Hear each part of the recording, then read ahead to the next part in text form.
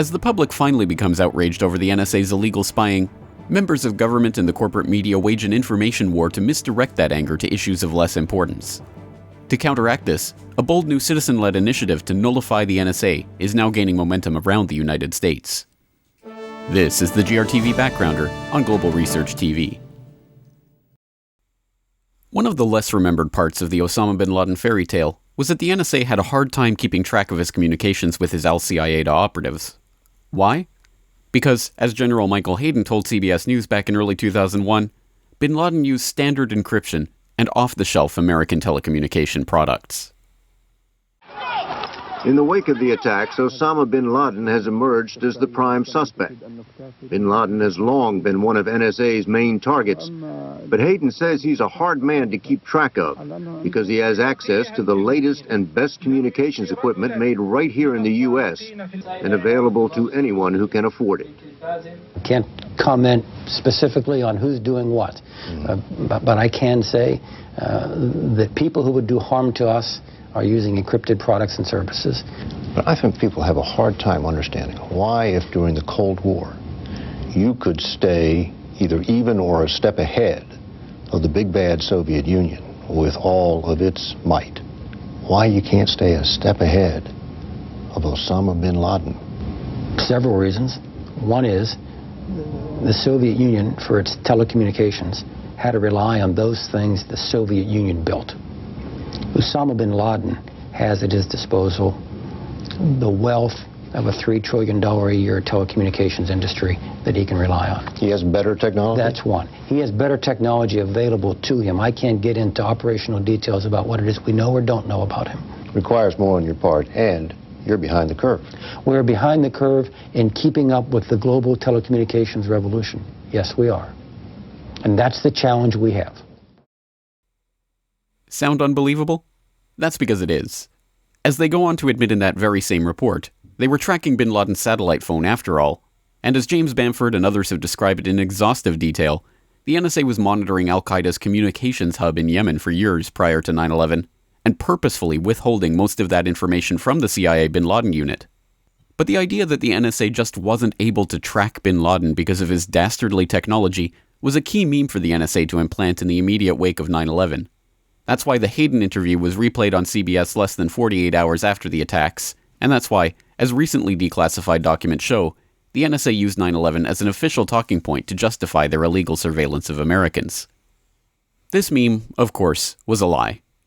As NSA insiders have pointed out for years, most, if not all, of the current illegal collections programs began before 9/11, but the false flag events of September 11th provided the perfect justification for the revelation and expansion of those programs. I would hear the following phrase, which I think one person in particular probably had regrets ever saying more publicly, that 9/11 was a gift to NSA. A gift. Now, over a decade later, that meme is paying off. Just 2 weeks after a federal district court judge ruled the NSA's collection of telephone metadata unconstitutional, a different district court judge ruled it constitutional. In his particularly florid ruling, U.S. District Court Judge William Pauley wrote, "The September 11th terrorist attacks revealed, in the starkest terms, just how dangerous and interconnected the world is.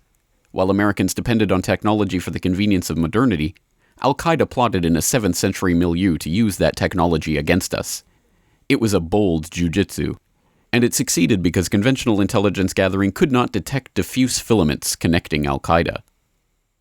No matter if it bears any resemblance to reality, the meme has been planted and the courts are going along with it. It is now official lore that the NSA needs to spy on everyone's phone metadata to prevent the next 9/11 from taking place. Of course, that's not the only lie in this story. The even bigger lie that is being propounded now is that the national conversation and the court cases are still revolving around the false notion that NSA phone spying is somehow limited to metadata, as if all the NSA is collecting are lists of phone numbers and call durations. We have suspected for years that phone calls were being recorded and stored wholesale, but that was actually confirmed by Tim Clemente, a former FBI counterterrorism agent who casually let it slip on Aaron Burnett's CNN program in May that U.S. intelligence agencies have access to complete phone conversations whenever they want in the name of national security. Now, obviously, it was a voicemail. They could try to get the phone companies to give that up at this point. But if it's not a voicemail, it's just a conversation. There's no way they actually can find out what happened, right? Unless she tells them. No, there is a way. We certainly have ways in national security investigations to find out exactly what was said in that conversation. It's not necessarily something that the FBI is going to want to present in court, but it may help lead the investigation and or lead the questioning of her. So somewhere we can it's certainly being find that out. digitized, or they can actually get that. Because people were saying, look, that wouldn't be possible. It's pretty incredible what you're saying. No, welcome to America. All of that stuff is being captured as we speak, whether we know it or like it or not. Although this caused a buzz at the time and was picked up by numerous publications, it was soon covered over by the Snowden story, which once again focused people's attention on metadata. One person who did not gloss over it, however, was Russ Tice. He is a former NSA employee who became a whistleblower almost a decade ago as one of the sources for the initial New York Times story exposing the illegal NSA wiretapping program. When he heard Clemente's interview, he immediately contacted his ex-NSA friends and discussed whether the NSA was already recording every phone conversation they could intercept and storing them at their new Utah data center. The ex-NSA gatherings consensus? This was exactly what the NSA was doing. As a result, Tice decided to go further than ever before about what he knew regarding illegal NSA activities. In a series of interviews on BoilingFrogsPost.com, The Corbett Report, and other media venues, Tice revealed that during his time as an NSA employee, he had personally handled the eavesdropping orders to monitor the communications of high-ranking judges, congressmen, and military officials, presumably for the purposes of blackmail. Initially, what I saw was they were targeting news organizations. They were targeting U.S. companies that did international business. They were looking at financial institutions. But they were also going after the State Department and Secretary of State Colin Powell at the time, and they were going after high-ranking military generals, and that was just with my space capabilities that I saw. Now later, when I got together with colleagues, and we started to put together the terrestrial side, that's the side that is being done with all those nodes all over the country with the fiber optics and that sort of thing, then we found out that it got much worse. Because, and this was just the phone that we were looking at, but it was also being done at the email level, but that wasn't the information I was getting. The information I was seeing were phone numbers that were being plugged into a system that was going after people's phone numbers and associated numbers, and a lot of numbers I wasn't even sure, but they went after law firms and lawyers.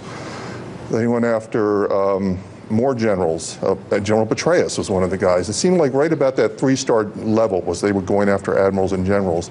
They went after the Supreme Court, of which I held Judge Alito's paperwork in my hand, numbers associated with Judge Alito that someone had put into the system that NSA used to spy on Judge Alito. And let's just break this down a little bit, because these are explosive allegations right now that I have not heard anyone talk about before, that there are actually orders that you personally saw in your hands to wiretap Judge Alito, high-ranking intelligence officers, David Petraeus, Barack Obama.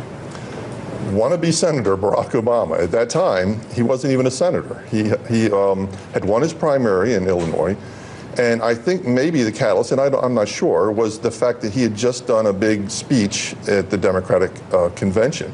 Now, I was at that time a lifelong Republican. I didn't even watch the Democratic convention. So at the time, the significance of it really didn't hit me until later. I mean, I did look up, well, who's this guy, Barack Obama? Well, okay, he made a speech, blah, blah, blah. But then, of course, later, things, started to, come into play that this is our future president of the United States. And once again, these shocking revelations are being spun away into theory and hearsay. This time it's Senator Bernie Sanders lobbing the softball at the NSA as he sends them a letter politely asking whether the NSA is spying on Congress. Senator Sanders did not ask about the wiretapping of communications that Tice has already exposed, however, but merely whether or not the NSA metadata spying extends to members of Congress. Once again, the real scandal is papered over by milquetoast non-confrontation by the bought and paid for Congress that have been perfectly content to let this happen for years now. The entire NSA fiasco is stage-managed theatrics from start to finish, a carefully choreographed stage show with full cooperation from the corporate media that is only too willing to play along and misdirect the national conversation to areas of little or no importance. Meanwhile, in reality, The only question worth discussing is how to abolish the NSA entirely. Since this is not a question that is on the table politically, it is up to the public to find alternative ways of shutting down the NSA. Luckily, there is at least one innovative project happening that proposes to do just that. Fact. The new NSA data center in Utah requires 1.7 million gallons of water every single day to operate. Billions of Fourth Amendment violations need massive computers and the water to cool them. That water is being supplied by the state of Utah. Fact. There's absolutely nothing in the Constitution which requires your state to help the feds violate your rights. Our message to Utah: turn it off. Well, in the broadest sense, the Off Now campaign is a state and local initiative to push back against NSA spying. We do not have any faith in Congress or the president or the federal courts to actually do anything to rein in the NSA spy machine. They may pretend like they do. They may pass some bills, but they're not really going to do anything that's going to be of any use. So we've decided we need to take a different approach. We want to harness the power of our state and local governments to create obstructions and make it as difficult as we can for the NSA to continue this unconstitutional and immoral spying on virtually everybody in the world. And so one of the main aspects of the campaign, probably the central aspect right now, is the Fourth Amendment Protection Act. And it's a piece of legislation that we are introducing at the state level. And essentially it does four things. I'll run through them really quick in a bullet-pointed way to make things easy to understand. The first thing it does is it denies material support from the state to the NSA. So essentially anything that the NSA gets from the state, they won't get it anymore. And this could be very significant in some places. For instance, Utah, they use 1.7 million gallons of water a day to cool their spy computers in the Bluffdale data center. That water is actually supplied by a utility that's owned by the city of Bluffdale, which is a subdivision of the state of Utah. With this bill, it will make it possible to take steps to turn that water off and force the NSA to find water someplace else. So this can be extremely significant in states that actually have NSA facilities. We'd also deal with public utilities that supply electricity and things that we probably haven't even imagined yet. The second thing it does, and I really think this is the most significant part of the bill, at least in the short term, is that it prohibits any data that has been gathered by the NSA without a warrant that is shared with state and local law enforcement. It makes it inadmissible in state courts. We know that the NSA is sharing this data. We know that very little of it actually has anything to do with quote-unquote national security. It's for basic law enforcement purposes. So this would basically say, you can share this data all you want to, but it's going to be useless to state and local law enforcement in court, and it will kind of take that dagger out of the heart of the Fourth Amendment that this kind of information sharing shoves in there. A third aspect that it does is we have 166 universities in the United States that have partnerships with the NSA. They call them Centers for Academic Excellence, which I think is a nice Orwellian term suitable for this particular subject. This bill would deal with state and public universities and force them to leave these relationships and keep any other state universities from entering into them.